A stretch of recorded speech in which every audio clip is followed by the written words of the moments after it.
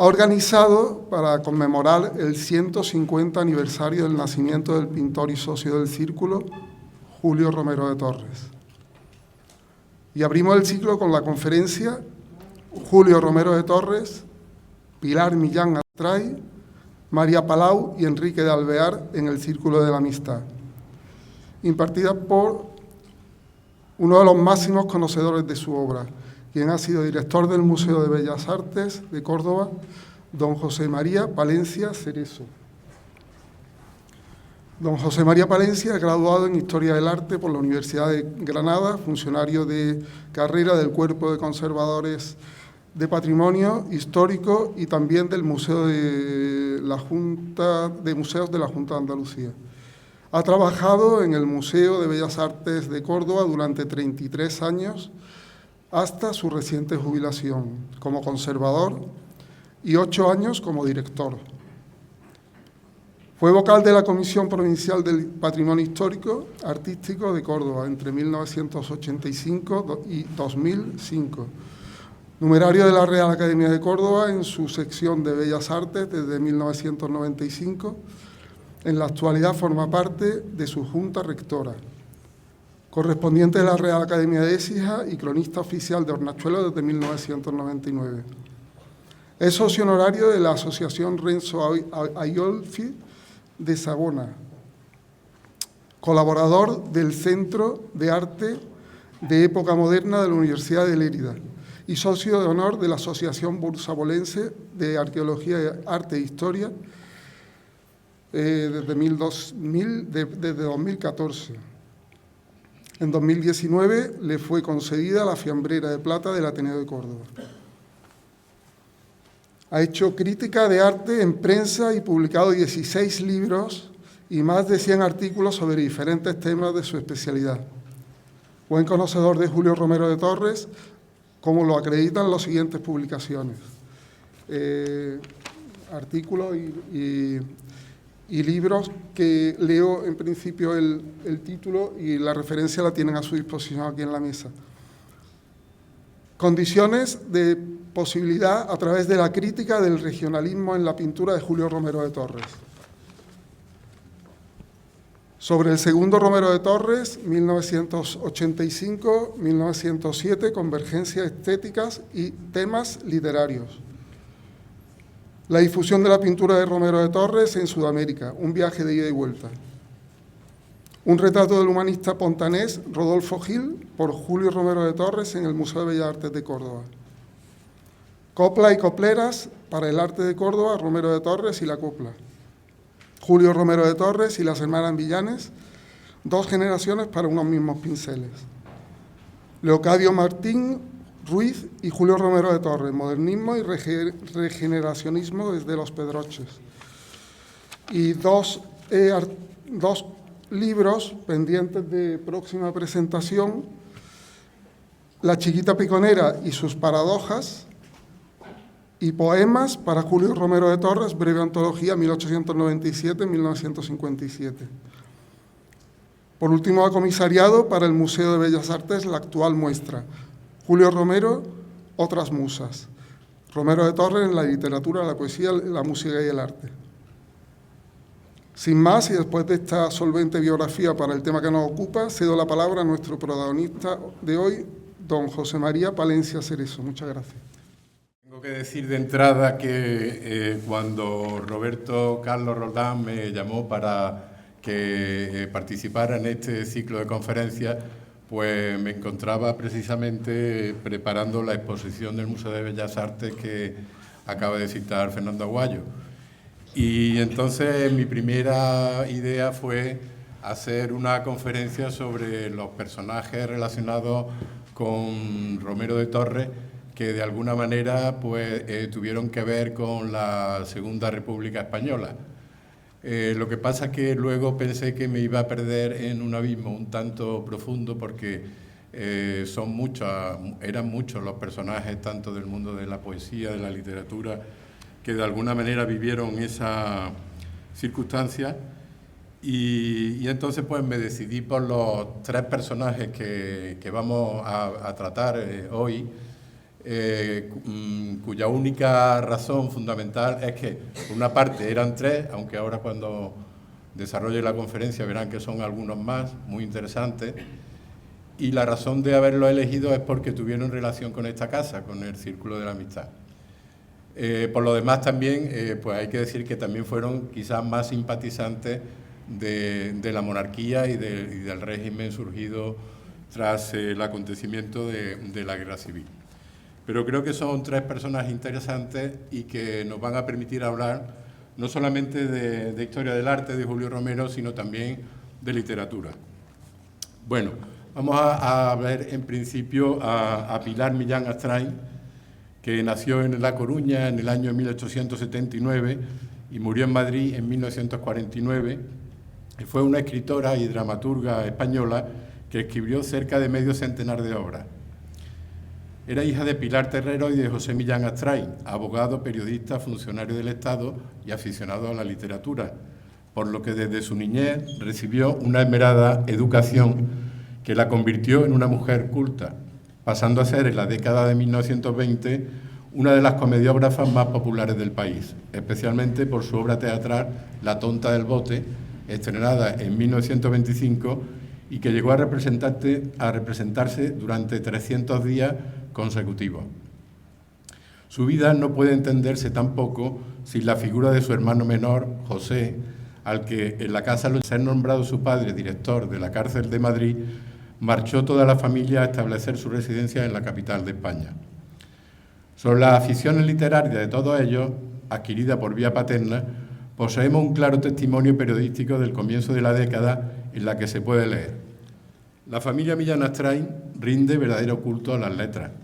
El veterano cabeza de familia, hombre que ha vivido mucho y muy intensamente esta pícara vida, nos regala de vez en cuando, con unas cuantas narraciones pintorescas de su accidentada vida oficial.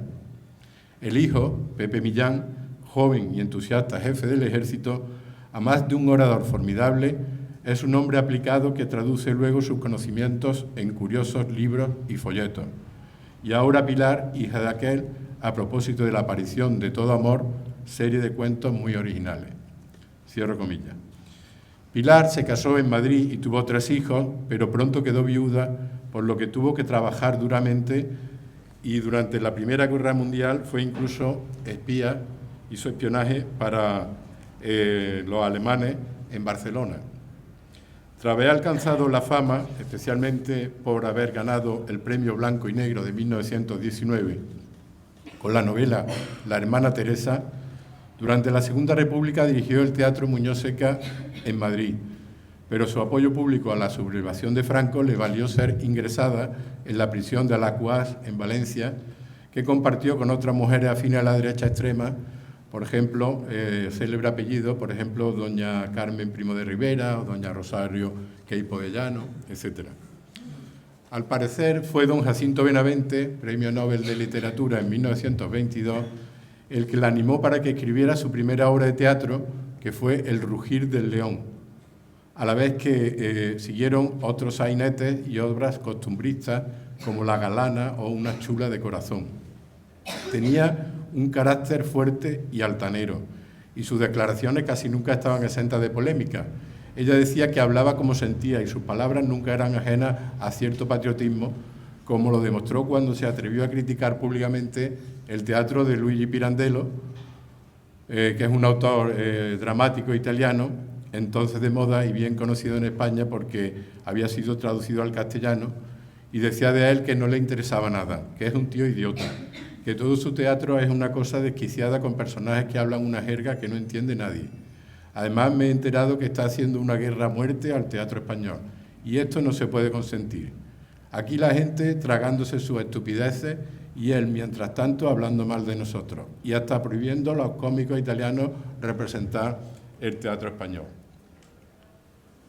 Julio Romero la retrató 2 veces. A fines de 1919, cuando estaba escribiendo su novela La llave de oro, del año 1921, y con dicha obra entre las manos le hizo un retrato. Y otro, probablemente con anterioridad, sin mostrar su condición literaria, con diferentes vestidos y pendientes, aunque presentando un paisaje similar de fondo. Una década después, el primero de ellos serviría para componer la portada de su comedia asainetada, entre actos, titulada La mercería de la Dalia Roja, que fue estrenada en el Teatro Apolo de Madrid y publicada por la editorial La Farsa con el número 250 de su colección de novelas, apareciendo con una dedicatoria al empresario Ramón Martínez de la Riva e ilustrada con dibujos precisamente de otro cordobés, de Antonio Merlo. El primer retrato de Romero de Torres pronto se hizo famoso tras ser portada de la revista La Esfera en su número 422 del febrero de 1922, siendo más tarde copiado al carboncillo por mano indeterminada para que sirviese de ilustración a ediciones posteriores de obras suyas, como la ya titulada Comedia La tonta del bote o el sainete entre actos, El juramento de la primorosa. Prueba de esa amistad con el pintor son los 4 libros suyos que se han conservado en la biblioteca de la familia Romero de Torres. Todo amor, de 1920, La llave de oro, del 21, Las dos estrellas, no le voy a dar datos de edición y demás porque los cansaría, y Los amores de la Nati.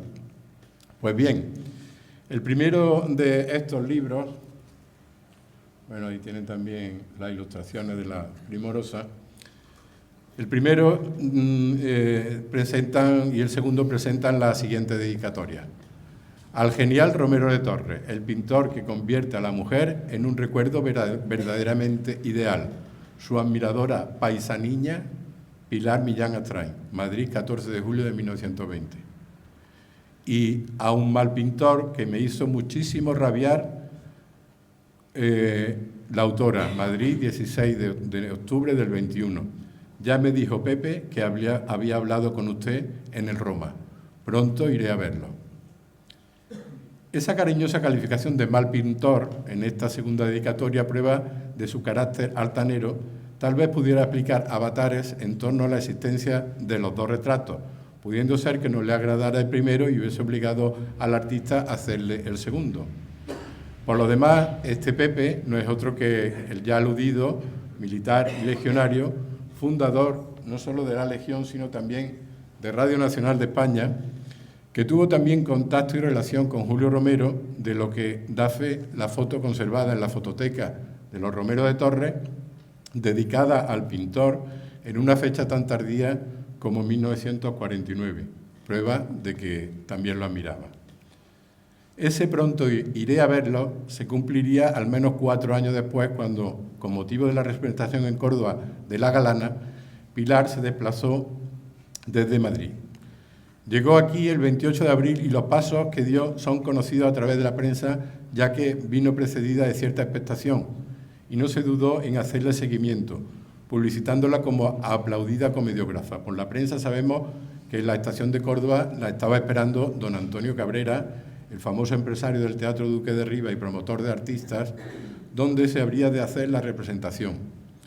La trasladó al Hotel Regina, donde se hospedó, y hacia las 8 de la tarde se desplazó al Círculo de la Amistad, donde se tomó un té y esperó a asistir por la noche a la obra que entonces se representaba en dicho teatro, que no fue otra que Mujercita mía, de Antonio Paso. Al día siguiente estuvo, bueno, ahí tienen la Galana, al día siguiente estuvo visitando los monumentos de la ciudad y al mediodía fue obsequiada con el almuerzo en el Círculo de la Amistad. Por la noche asistió a la representación de su obra en el Riva, que fue interpretada por la compañía Rivero Galeno, donde fue muy aplaudida. Una obra hasta cierto punto autobiográfica y con una moralina defensora de la familia unida con actividad paternal coherente, con un argumento como el siguiente, que no les voy a leer para no cansarlos, porque si no pasaríamos de la hora prevista. La crítica la alabó por la gran psicología y realismo con que Pilar había tratado a los personajes. Su renuncia a las escenas violentas y la transmutación de acciones trascendentes en cómicas. Fue tan aplaudida que dio su aquiescencia para que se representara también el día siguiente, lo que no estuvo previsto, o no estaba. Ni que decir tiene que a partir de entonces la fama de la Astray siguió subiendo tanto que se habló de ella como incluso de candidata al Premio Nobel de Literatura. Por tanto, la conexión de los hermanos Millán Astray con Córdoba se había producido antes con ella que con él, cuya primera noticia de estancia en Córdoba, ya como laureado militar, se producía el 15 de enero del 27, cuando vino de paso y también anduvo por las galerías y salones del Círculo. Ya tuerto, y con la falta de su famoso brazo perdido en la guerra de África, tenía entonces la graduación de coronel, arribando a Algeciras y acompañado de un grupo de altos cargos de la Legión, iba para Baeza para asistir en representación del general Sanjurjo a la inauguración del monumento al capitán Arredondo por su comportamiento heroico en Marruecos. Además de visitar la mezquita catedral, acudió con su séquito a la casa de los Cruzcondes y las bodegas de don Antonio para pasar luego al Círculo a comer, donde estuvieron acompañados por el presidente, entonces Santolaya Natera, y otras personalidades locales, visitando la exposición de fotografías Kodak, que entonces aquí había montada, y trasladándose desde allí de regreso a la estación de ferrocarril. Su hermana, Pilar, nunca consiguió el premio Nobel, pero fue una mujer que alternó siempre con literatos, artistas, y destacando especialmente en la década de los 20, como demuestra el retrato en piedra que le hiciera en esta misma fecha el granadino Juan Cristóbal González Quesada, autor del monumento a Romero de Torres en Córdoba. Su fama siguió resonando en la ciudad hasta finales de la década, toda vez que el 14 de diciembre del 29 se representó en el Gran Teatro su adaptación de la comedia americana de Middleton titulada La novia, haciendo de actriz principal la famosa Luisita Rodrigo. Pero fue Julio Romero quien con sus pinceles haría eterno icono de esta mujer para divina perpetuidad de su memoria. Respecto a los dos retratos de Julio Romero, en realidad no sabemos dónde están. Por la documentación que se conserva en el archivo municipal parece que se vendieron en la posguerra, ella lo vendió. Uno sabemos que fue subastado en el Círculo de Madrid, en el Círculo de Bellas Artes, y se lo llevó el mejor postor, y otro cayó en manos de comerciantes que entonces vendían fundamentalmente a la Alemania nazi y a Estados Unidos, y probablemente esté en alguna colección privada que desconocemos. Bien, diferente carácter y oficio tuvo María Palou, que nació en Sevilla en 1891 y murió en Madrid en el 57. Era una docena de años menor que la gallega, que fue cantante y actriz, hija de padres del oficio, ya que su madre era tiple y su padre, de ascendencia catalana, barítono. De niña viajó mucho con ellos en las continuas giras que hicieron, incluso por Sudamérica, tanto que cuando era una adolescente se establecieron en México, donde ella fue educada en un colegio francés. Pero a raíz de una mala racha en los negocios del espectáculo, decidieron regresar estableciéndose en Madrid. En un principio fue tiple de zarzuela, pero luego, por influencia del que sería su marido, el peruano Felipe Sassone, novelista y comediógrafo, con el que crearía compañía teatral, como luego veremos, se convirtió en una actriz de comedia. En el primero de estos campos se conoce su debut en Bilbao, allá por el año 1904, es decir, apenas con 14 años de edad, en el Teatro de los Campos Elíseos con el Cabo I. Pero fue al año siguiente con El Patinillo de los hermanos Quintero cuando comenzó a triunfar en Madrid. Pronto siguieron otros éxitos, etcétera, etcétera. No le voy a leerle muchos títulos para no cansarlo. En la cumbre de la fama como zarzuelista y cuando iba a estrenar La suerte de Isabelita, el empresario del Teatro Lara de Madrid le propuso irse allí a trabajar, lo que aceptó después de mucho pensárselo, siendo a partir de entonces y por consejo de los hermanos Álvarez Quintero cuando arrancaría su carrera como actriz de comedia, hasta que la conoció Sassone. Interpretó en el Lara obras de los Quintero como Mundo Mundillo, de Benavente, como Los Andrajos de la Púrpura, pero a partir de entonces fue este quien le escribió para ella todas las comedias, siendo la primera la famosa Calla Corazón, a la que se seguirían otras como A Campo Traviesa, Los Leales, La Mala Ley, que integraron en su repertorio, con el que ambos hicieron una gira por Hispanoamérica. En 1916 ambos habían formado una compañía teatral, pero no fue hasta el año siguiente cuando se casaron, después de 7 años de relaciones. En 1921 volvieron a viajar al otro lado del Atlántico, a México, a Cuba, y lograron un gran éxito con los Andrajos de la Púrpura y El Pollo Tejada. Pero no todos fueron comedias. Dentro de este género dramático, que ella confesó que era lo que más le gustaba, interpretó también el papel de protagonista de Salomé en Los Condenados, como el de Lucrecia en La Noche del Alma, y terminó como primera actriz en Marianela, la Augusta de la realidad o Mariana, que le escribió Echegaray, famoso por haber obtenido el 4º Premio Nobel de Literatura en 1904, siendo el primer español que había conseguido este galardón. En una entrevista que le hizo a María Palou, la famosa y conocida Carmen de Burgos, Colombín, le preguntaba: ¿qué prefiere usted, el drama o la comedia? Y ella le respondía: el drama. Tengo un gran agradecimiento hacia don Benito, que me escribió en Celia, en Los Infiernos, un papel tan de acuerdo con mis facultades que a él le debo el primer triunfo escénico de mi nueva carrera, algo así como una consagración. Y la Colombín decía de ella: su porvenir en el teatro dramático se ve firmemente trenzado por su carácter, porque ama el arte, el teatro y el arte. Ha resucitado a Beaumarchais y prepara La Mandrágora, ese capolaboro de Maquiavelo tan admirablemente traducido por López Alarcón, porque lleva dentro esa melancolía que confiesa, porque ama la soledad y porque está dispuesta a desgarrarse para desgarrar dulcemente el corazón de los espectadores. Estrenó casi todas las piezas dramáticas de su marido, además de las de otros autores como Arniches, Muñoz Seca, Martínez Sierra, Pérez Galdós, los Álvarez Quintero o Luis Fernández Ardamín. Pero fue, sin duda, los hermanos Quintero quien también la catapultaron a la fama y le dedicaron el poema que tienen ustedes en pantalla, que les leo porque es interesante. Dice así: levanta luz el vuelo de su falda, es fina como junco de ribera, y en su marcha garbosa y volandera van tejiendo sus pies una guirnalda. Cuando el mantón resbala por su espalda, de la gracia andaluza es pregonera. Bien dice su persona donde quiera que ha nacido al amor de la Giralda. Ligera, señoril y donairosa, llena su sentimiento y fantasía a la vez que melancólica y graciosa, parece que un cantar de Andalucía volviese flor más que tarde mariposa, mujer al fin, y se llamó María.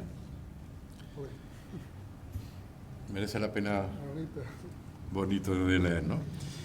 Bien, por su parte, Felipe Sassone fue un escritor y periodista con orígenes italianos que vivió toda su vida en España, destacando como dramaturgo, conferenciante y actor de cine, aunque también escribió poesía y novela, e incluso ensayo, además de haber hecho sus pinitos como tenor de ópera e incluso como torero.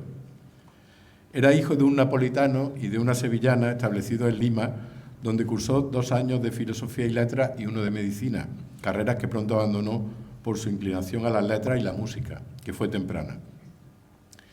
En los periódicos limeños se popularizó con el seudónimo de El Nene, con el que publicaba crónicas taurinas, pero su condición de bohemio le haría abandonar el país a los 20 años, viajando a Italia, donde se dedicó al canto como barítono, y a París, para terminar por afincarse en Madrid hacia el año 1906.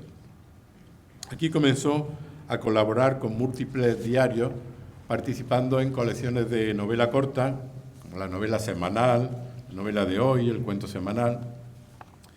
En 1909 retornó a Lima y al año siguiente pasó a Buenos Aires para volver nuevamente a España en el 14, donde desarrolló gran parte de su carrera hasta el estallido de la Guerra Civil, que tuvo que refugiarse en el consulado peruano en Madrid, saliendo clandestinamente del país con el apoyo de la diplomacia de su país natal.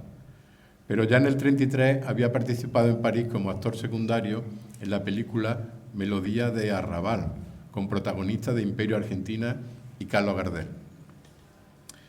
Terminada la contienda, volvió de nuevo aquí, regresando a Lima en 1950, aunque al año siguiente fue nombrado agregado cultural peruano en España, permaneciendo en Madrid hasta su muerte, antes de lo cual publicó un libro de memorias con el título La rueda de mi fortuna, que complementaría unas notas autobiográficas tituladas España, Madre Nuestra.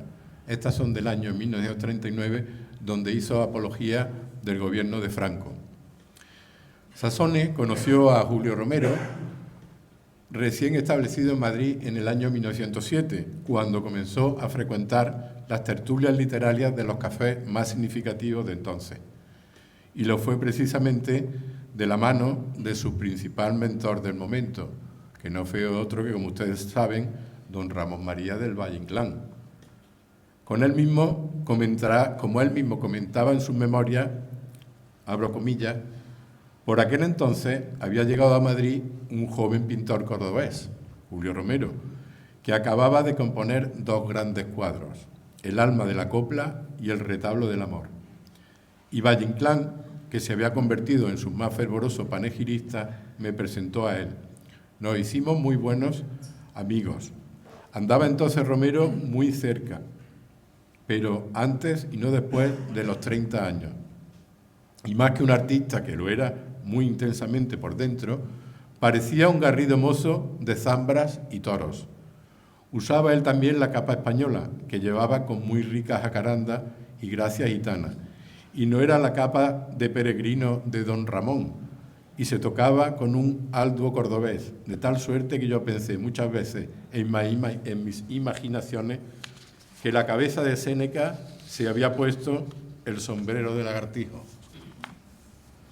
Las mujeres le gustaban mucho y él gustaba mucho a las mujeres y las pintaba siempre desnudas, aun cuando las vistiese a veces, pues que bajo las telas se adivinaba la gracia de su forma y trazaba sus figuras alargadas a la manera del Greco. Y les coloreaba la piel con un tono lleno de raza, de barro cocido. Perdón. Repito, con emoción que fuimos muy amigos todo lo que duraron sus días. Cuando lo rememoro me parece que le vuelvo a ver erguido bajo el ruedo negro de su ancho sombrero, andando con ritmo de pasodoble, envuelto en los pliegues de su pañosa buena capa de buen bebedor, seguido por su perro, un galgo negro como tallado en ébano que acaso hubiera querido irse con él al más allá, pues que se dejó morir acurrucado y lloroso sobre la tumba de su amo. Aquel galgo se llamaba Pacheco y hubiese merecido un epitafio de Lord Byron. También Julio era andarín y me acompañó muchas veces con el otro escritor y poeta, buen madrileñista de buena prosa y buen verso, a recorrer la villa y corte. Bueno, la cita es mucho más larga, lo que pasa es que la he tenido que reducir, pero la admiración que sentía Sassone por Romero de Torres es más que manifiesta. Una amistad que se intensifica, sin duda, también después de su matrimonio con la Palou, después del cual, a fines de 1919 o 1920, el pintor utilizó a la actriz que ya había dejado de cantar para hacerla protagonista de su famoso cuadro titulado Contrariedad, una suerte de vanitas moderna donde se contrapone la belleza femenina con los placeres terrenales simbolizados por ese espejo en el que se refleja un buen conjunto de joyas. La obra tiene su antecedente iconográfico en la llamada La Niña del Espejo, que Romero pintó un año antes y presentó en su exposición del Hotel Majestic Hall de Bilbao en el año 19. Este cuadro debió de haberlo hecho en Córdoba, colocando a la modelo, que parece tratarse de Rafaelita Ruiz Lubián, con un anillo en la mano en sentido opuesto, más un fondo de patio cordobés con restos arqueológicos que en todo recuerda al de su propia casa. Pero Contrariedad no sería exactamente el retrato de la Palou, que ya que sabemos que el pintor le hizo también un retrato específico, muy probablemente en la propia Córdoba, en septiembre de 1926, mostrando un libro en su regazo y con paisaje montañoso al fondo, abierto tras la ventana de la estancia. Este retrato, que debe de conservarse en alguna colección privada sin haber salido a la luz en nuestro tiempo, es conocido porque lo publicó el diario ABC en septiembre de 1947, formando parte de la publicidad de su compañía y a propósito de la reposición de Calla Corazón en el Teatro Lara de Madrid. Debe ser este el retrato que se cita como existente frente a la mesa del despacho particular de Sasone en una entrevista que le haría años más tarde sin que el periodista aludiese al autor del mismo. Si comparamos uno con otro, podríamos decir que el pintor, en contrariedad, la estilizó bastante, colocándole un rostro más rejuvenecido y un peinado que no era el habitual en ella. Sin embargo, no se ha pronunciado nadie acerca de si la protagonista de la obra de La muerte de Santa Inés, pintada en el mismo momento, parece que un poco después, ya en 1920, pudiera haber sido la propia María Palou, pues el parecido del perfil de la santa, con esa nariz potente y respingona, parece coincidir con el de la diva. Eso sí, bastante más rejuvenecida, con un rostro juvenil, de adolescente. Sea como fuere, lo que sí es cierto es que el pintor tuvo ambas pinturas verdadero aprecio, pues tanto son las dos únicas que no quiso vender en su exposición de la Sala Witcomb de Buenos Aires. Es más, nunca quiso venderlo, razón por la cual se conserva hoy en el Museo de Bellas Artes. Oficialmente siempre se dijo que La muerte de Santa Inés, por su temática religiosa, era la obra de su producción que más agradaba a su madre, y esa era la razón de su 90. Pero, ¿y contrariedad? ¿Por qué este cuadro tampoco quería venderlo? A raíz de esta circunstancia se ha especulado con que ambos, pintor y modelo, tuvieran un idilio del que el artista hubiese salido tocado, lo que hubiese justificado en su caso, al margen de moralina de tipo religioso, su no desprendimiento de ello. Pero nada hay de cierto en esta cuestión, aunque se han publicado algunas cosas, máxime teniendo en cuenta que la actriz hacía más de un par de años que estaba casada con Sasone. Sea como fuere, sabemos que el matrimonio, junto con su compañía teatral, coincidiendo con la muerte del afamado diestro Miguel Báez Litri, cordobés, llega a Córdoba a fines de 1925 al objeto de trabajar. Justo aquí se hablaba de volver a hacer un homenaje a Romero de Torres, pues desde el celebrado el 1 de año de 1923 no se había vuelto a hacer nada. Y el pintor se encontraba como mudo, pero tampoco estaba mucho en ambiente para fiestas, porque su querida madre, doña Rosario Romero de Torres Delgado, se encontraba enferma. Tanto es así que fallecía unos meses después, lo que obligó al artista a bajar desde Madrid a toda prisa, acompañado del insigne médico Eduardo Semprún, al que tenía como una eminencia, ya que en varios momentos anteriores había atendido con éxito a otros miembros de la familia. El 12 de noviembre de ese año se representaba en el Gran Teatro la obra de Sasone Calla Corazón, que agradó mucho y sobre la que decía un crítico de la prensa de la época que el ilustre peruano conocía a conciencia que la letra de molde no gobierna el mundo y que el púlpito es impotente para gobernar totalmente nuestras pasiones. Y también que el ramal sentimental no siempre lo toca, pero cuando se decide a conmovernos, acierta de veras y cosas raras sin suscitar el reproche. Supongo que el éxito alcanzado fue el que animó a don Antonio Cabrera para que al año siguiente volviesen a actuar en el Duque de Rivas. Y efectivamente, así fue, a mediados del 26, el matrimonio ya estaba en Córdoba con su compañía, donde pasaron bastantes días visitando los sitios más emblemáticos de la localidad, entre ellos el Museo Provincial de Bellas Artes, en cuyo libro de visitas se vuelve a registrar la firma, aunque sin dedicatoria alguna. Así, el día 17, la compañía representó en el Duque de Rivas La Condesa María, comedia blanca de Juan Ignacio Luca de Tena, de rabiosa actualidad, pues su protagonista, una acreditada ama de la aristocracia contemporánea, tan buena que algunos la tomaban por tonta, viuda y con un hijo, recibe la noticia de que su hijo ha muerto en la guerra de Marruecos. 2 días después, en el mismo sitio le toca el turno a Sasone, con su drama en 3 actos, Volver a vivir. que ya había obtenido un éxito sonado en Madrid y cuyo papel masculino principal lo representaba su cuñado Teófilo Palou. De ella, entre otras cosas, se dijo que no puede darse nada mejor logrado que el tipo de ángel león, alrededor del cual gira toda la obra. El nombre del personaje es el símbolo de su vida, ángel o león según las circunstancias. Al día siguiente, domingo, se volvió a representar La Condesa María, de Luca de Tena, pero Sassone utilizó el momento para lucirse, pues en el segundo entreacto dio una charlita sobre la moral en el teatro, donde defendió que el arte no es moral o inmoral, es por esencia inútil. La ética tiene un fundamento utilitario, el de la estética es todo lo contrario.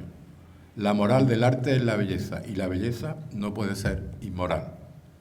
Tanto más moral será el arte cuando menos signifique. El teatro, porque es vida, tiene que ser moral, aunque no debe de confundirse con la ñoñez. El lunes 22 se anunció la puesta en escena de Hidalgo, Hermanos y compañía, que al parecer es la que, como autor, más complacía a Sassone. Sin embargo, ese día se utilizó para el beneficio de la Palou, que fue primera actriz haciendo el papel de la cantante Lucrecia, de la también obra de su marido, La noche en el alma. Al día siguiente se celebró el beneficio de Sassone, y sabéis que el beneficio es cuando el artista cobraba, la recaudación era para él.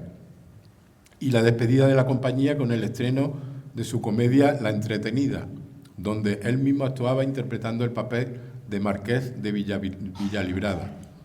Según la crítica, la obra defendía el derecho a dejar de amar, pues el amor eterno sería un absurdo, ya que ni la vida misma es eterna. Y además, ni la calidad ni la intensidad del amor depende de su duración. Pero hay que significar también que la tarde del 18 de febrero en el Salón Grande del Círculo de la Amistad, ambos participaron en una conferencia de Sassone ilustrada con intervenciones poéticas de la Palou, que llevó por título Intercambio lírico hispanoamericano. Dicen las crónicas que el público abarrotó un salón encabezado por su presidente, don Francisco Santolaya, recién elegido alcalde de la ciudad tras la dimisión de José Cruz Conde, que había marchado ya a Sevilla para organizar la Expo del 29, el cual hizo la representación de los actuantes. Sassone dedicó unas brillantísimas palabras a Córdoba y animó y afirmó que no se consideraba un intelectual en el sentido estricto. Apologizó los nombres de los grandes de Córdoba y entre ellos incluyó a Julio Romero, que estaba todavía vivo y no era, por cierto, comparable con Séneca o Lucano, ¿no? Al maestro Julio, como él le llamaba, a quien afirmó haber conocido recién llegado a Madrid con su maravilloso retablo del amor, como ya hemos dicho. Entró en materia diciendo que lo que venía a exponer eran la influencia entre la literatura española y la hispanoamericana, pues en alfarería o en música se podrían crear expresiones diferentes, pero en literatura no, porque ambas están influidas por el arte de la palabra, que ya era universal desde hacía más de 4 siglos, porque no solo pensamos con palabras, pensamos por las palabras. Habló también de las deudas de la literatura clásica española con la italiana, aunque el sentimentalismo le habría venido a la literatura española desde América, concretamente del modernismo y el simbolismo hispanoamericano, o lo que es lo mismo, de Rubén Darío, el poeta que le daba a las cosas las mismas cualidades que cantaba, cuya muerte fue sentidísima entre los poetas españoles. Esto lo decía Sassone, ¿eh? A su vez, Darío se dejó influir por 5 poetas españoles y, curiosamente, todos eran andaluces. El malagueño Salvador Rueda, los sevillanos Antonio y Manuel Machado, el almeriense Francisco Villaespesa y el cordobés Manuel Reina. Entre aserto y aserto, la Palou recitaba poesías de Jorge Manrique, A la muerte de su padre, Recuerde el arma dormida, El romance de la infantina, un romancillo de Góngora, 3 poemas de Antonio Machado, al cual Sassone consideraba el mejor de los poetas de entonces, por cierto. el responso a la muerte de Rubén Darío, etc. Y también La Huaca China de Santo Chocano, un poema del propio Sazone titulado Serenata Madrigalesca, claramente influido por Darío, y para terminar la marcha triunfal de Darío, que para Sazone representaba toda la polifónica coral de las orquestas wagnerianas hechas verso. Para despedir a la ilustre pareja, el domingo 21 se le dio una cena aquí en el Círculo. En la mesa de presidencia, junto a ellos tomaron asiento el presidente, el gobernador civil, Luis María Escabero, Dora la Cordobesita, de la que daré una conferencia próximamente en la Fundación Miguel Castillejo, Paquita Palomino, Enrique Romero de Torres, el periodista Jiménez Lora, además de otros comensales como los señores Villalonga, etc. Doy toda la relación de comensales, pero no interesa. El presidente pronunció unas palabras entre las que se destacaron estas. Dijo Sazón en su conferencia que para que María mandase siquiera una vez, y digo yo que debe de mandar siempre para contrarrestar con su preponderancia los nervios de Felipe. Y terminó brindando por la futura esclavitud de Sazone, por nuestra ilustre paisana Dorita, por su encantadora amiga Paquita Palomino. A continuación leyó unas cuartillas de agradecimiento el periodista Jiménez Lora, siendo el acto cerrado por el propio Sazone con bellas y francas palabras de agradecimiento. Con todo ello terminó la primera campaña de actuaciones de la compañía en Córdoba, que no sería la última, y la segunda comenzó en septiembre. Voy a simplificar un poco toda la historia de la relación teatral que tuvieron con Córdoba, porque veo que la hora está avanzando. Solamente decirle que la tercera campaña fue en 1927, durante la Feria de Mayo, y se representó la farsa Todo tu amor de Sazone, desarrollada en Barcelona y que tenía como argumento de fondo los amores entre un catalán y una yanqui de Florida. Por cierto, que el catalán se llamaba Álvaro, nombre que no puede ser más cordobés. Al día siguiente, el 25, en el Gran Teatro, se anuncia la reposición de la comedia entre actos de Sazone titulada A campo traviesa. Y al siguiente, la licenciosa mujer aragonesa popularizada en la Jota con La hija de la Dolores, con argumento basado en el dicho encarnado por ella: aunque tú no hagas favores, nadie te va a creer la hija de la Dolores como ella tiene que ser. Cuando terminó la obra, hubo actuación del Orfeón Zaragozano, que se encontraba aquí de gira, y más tarde vendría también La ermita, la fuente y el río de Eduardo Marquina.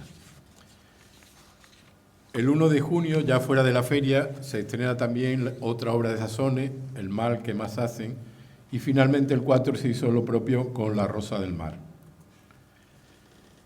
De nuevo, con motivo de la Feria de Mayo del 29, la compañía estaba de gira por Córdoba, gira que comenzó el 23 con la representación de su comedia No tengo nada que hacer, etc.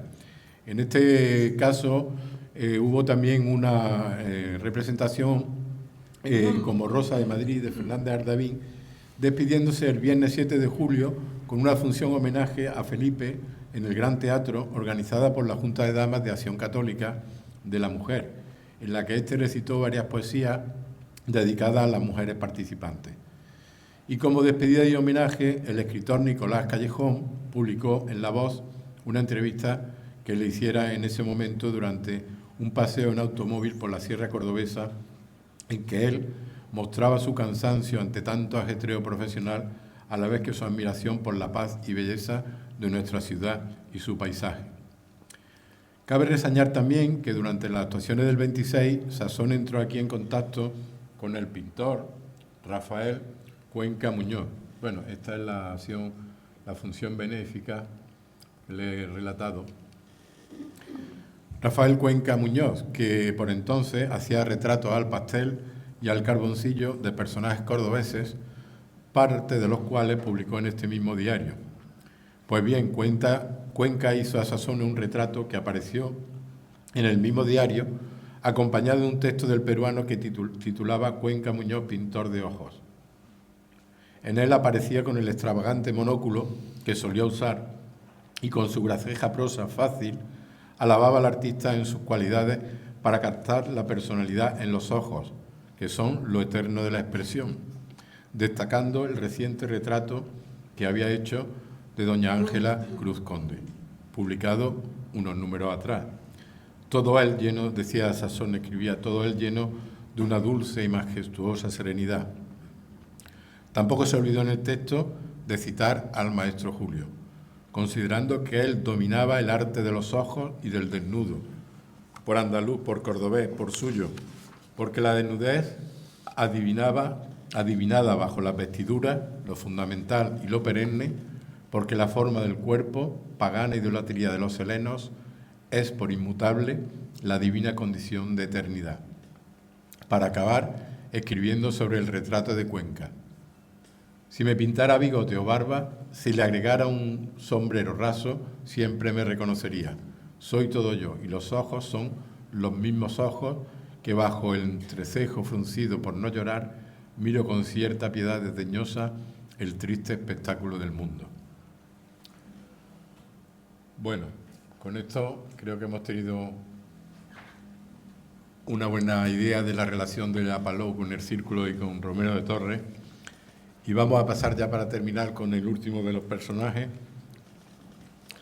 con el mundo de un personaje muy poco conocido como literato, aunque muy conocido en su familia, como fue Enrique de Alvear, por supuesto menos estudiado, del que poseemos muy poca noticia, pero que sabemos que ejerció el periodismo fundamentalmente en el ABC de Madrid y escribió comedias.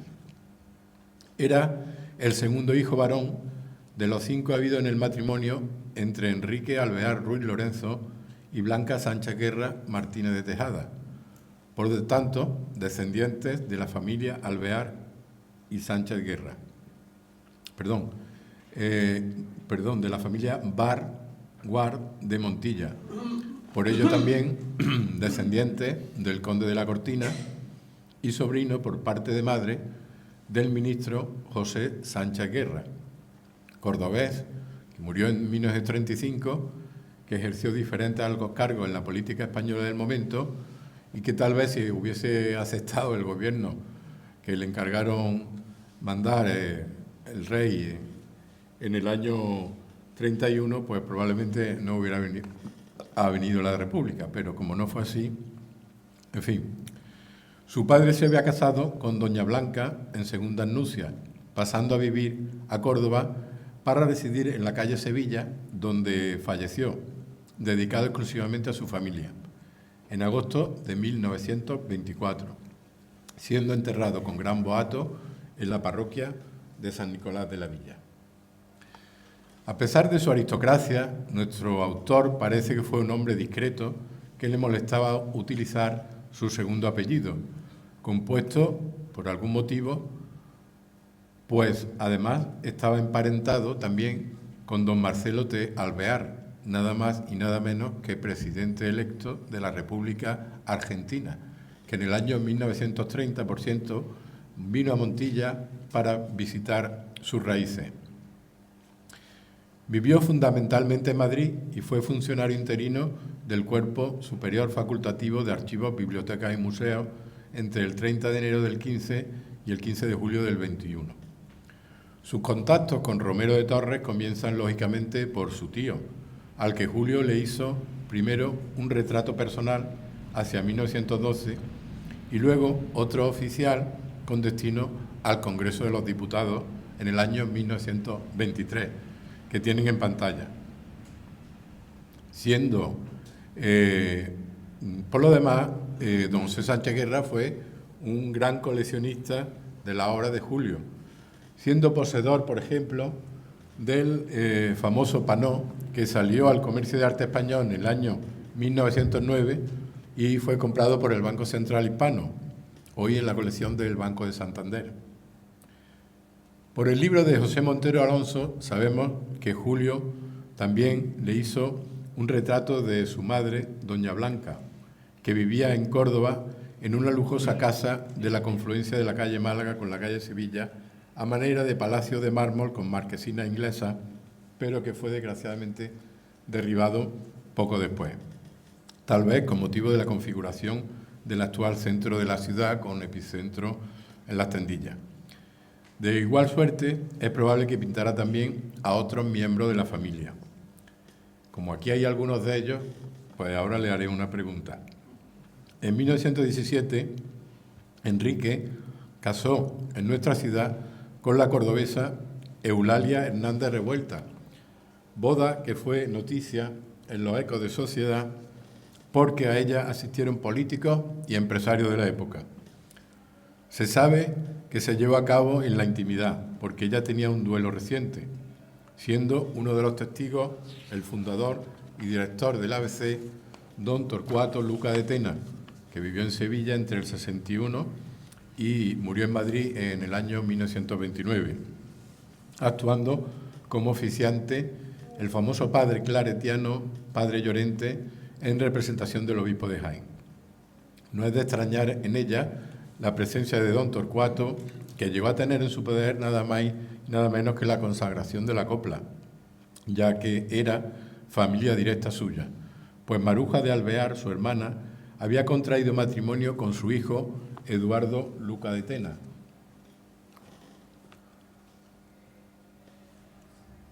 Y Eduardo Luca de Tena, conocido empresario y alcalde de Sevilla durante una época. Al igual, Emilia se casaba en 1923 con Faustino Fernández Arroyo y Caro, conocido aristócrata de Linares, y María Luisa con el arquitecto Carlos Sáenz de Santa María en 1932. Concretamente a Maruja de Alvear le hizo también este retrato, que conocemos su autoría por el archivo de la colección que presenta el título del cuadro al dorso, pero sobre María Luisa de Alvear no sabemos exactamente si llegó a hacerle algún retrato y bueno, ahí tenéis en los ecos de sociedad la boda de María Luisa con Carlos Sáenz de Santa María en el año 32, y me gustaría preguntarle a los herederos de don Luca de Tena y etcétera, si este retrato puede ser el retrato de María Luisa de Alvear. Respecto a el personaje que nos ocupa, sabemos que poco antes de trabajar para el Cuerpo Superior Facultativo, publicó en Madrid una serie de comedias cortas agrupadas bajo el título de Sociedad, que aparecieron sin fecha. El volumen reunía un conjunto de 8 comedias cortas, ninguna de su novela Pura Santa María, de la que no hemos obtenido noticia, pero que él publicita.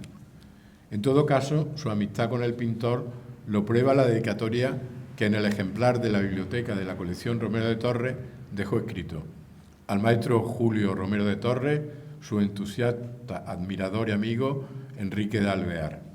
Existen otros muchos más testimonios, como los documentos de pésame y telegramas que luego manda a raíz del fallecimiento del artista en 1930, pero tengo que decirles que no tenemos noticia de la publicación de más literatura suya, por lo menos yo, pero la dedicatoria pone de manifiesto ese lazo.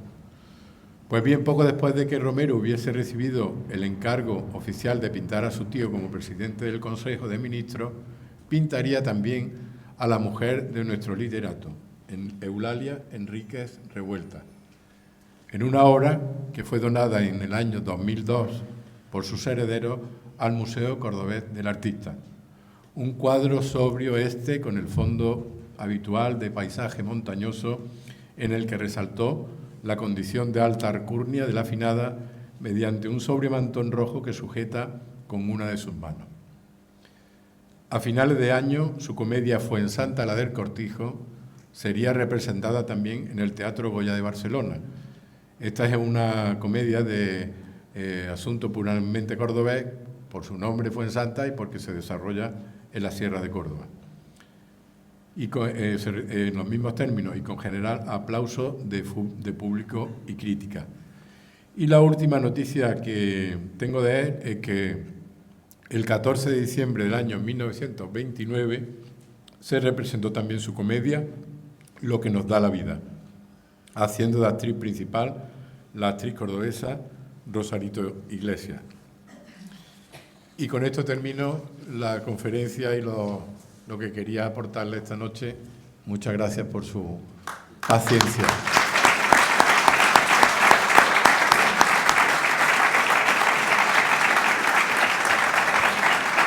Gracias por esta interesantísima conferencia, José María. Y no sé si, bueno, vamos a dar paso a si hay alguna pregunta a los asistentes. Una hora justo. Una horita justo. Y quizás en especial hacia alguno de los descendientes de don Enrique de Alvear que pueda estar aquí, pues pueda dar respuesta a la pregunta que tenían. No sé si hay alguna posibilidad, pero si no... Somos nosotros, ha preguntado si esa señora podía ser más de María Luisa, ¿no? Nosotros la percepción que tenemos de ella la conocimos ya mayor. No podría responderle si a ella. Creo que no. ¿Crees que no? Pero podría Es contestar. que, tengo la duda porque sé que este cuadro pertenece a una colección de unos actuales con apellido Alvear. Pero siempre se ha expuesto, alguna vez, pero siempre se ha puesto como retrato de señora y no se sabe. Como María Luisa es tía abuela nuestra, tenemos tías mayores que en el momento que se lo preguntemos nos podrán corroborar si efectivamente es ella o no, que lo tenga su país. Muy bien. Muchas gracias, Enrique Alvear.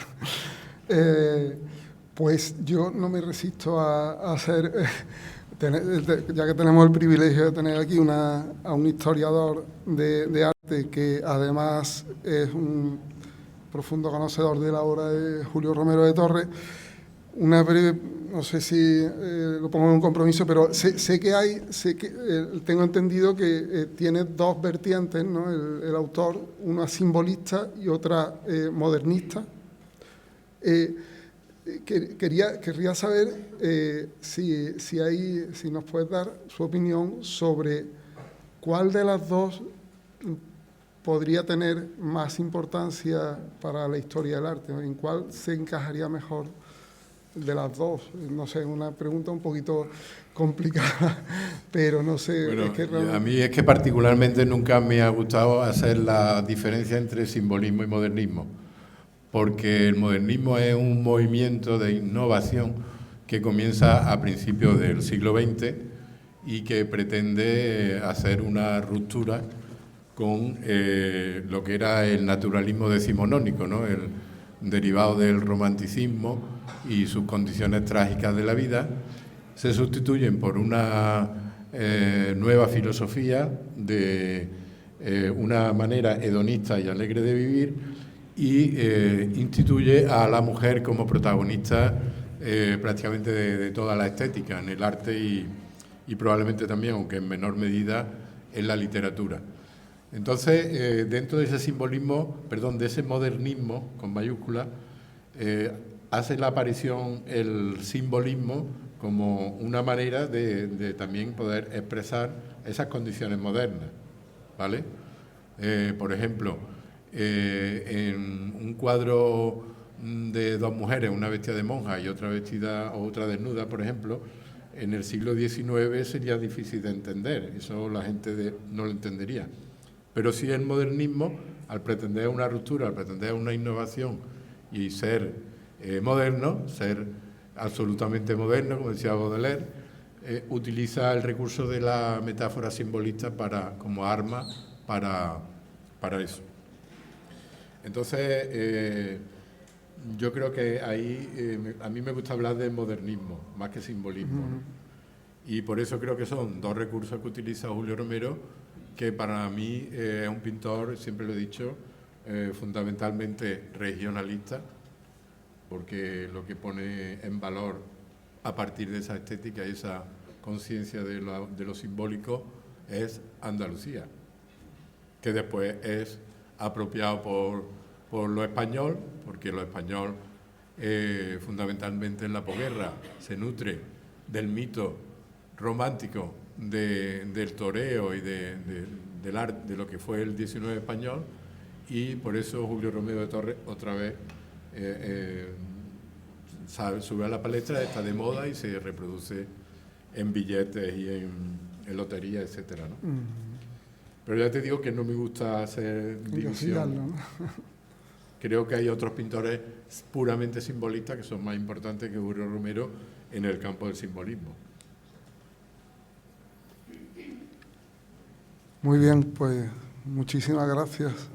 No sé si, como no hay más preguntas, pues podemos dar por finalizada la conferencia, agradecerte tu maravillosa intervención y darte las gracias. Muchas gracias. Muy bien, pues muchas gracias. Muy buenas noches.